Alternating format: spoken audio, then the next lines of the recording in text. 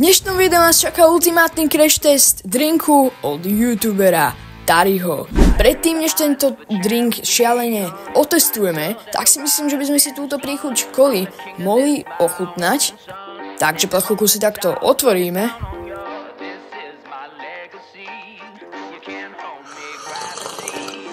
Jednoznačne chuť tohto Tari drinku mi pripomína chuť kofoly, alebo aspoň je tomu Tari drink veľmi blízko. Začíname trošku viac zľahka a tento Tari drink hodíme z metrovej výšky. 2, 1, poď. Po tomto slabom náraze sa nedá povedať, že by Tari drink mal nejaké výrazné poškodenia, takže Tari drink perfektne prešiel. Pokračujeme v ďalšom kole, kde tento Tari drink preverí Sekera. Už ho začneme trošku zľahka, kde ho iba tak pohľadkáme, Tari drink. Plechovke sa zatiaľ nič nestáva. To nevyšlo.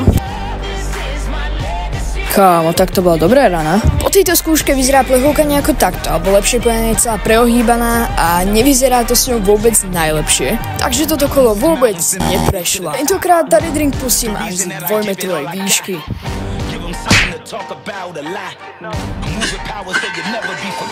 Tari drink sa podrobil aj tejto skúške a ako môžete vidieť je brutálne poškodený.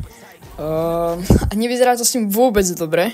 Takže toto kolo opäť neprešiel. Taktiež som si trošku išiel zakopať futbal, no namiesto lopty som použil plechovku od Tari drinku.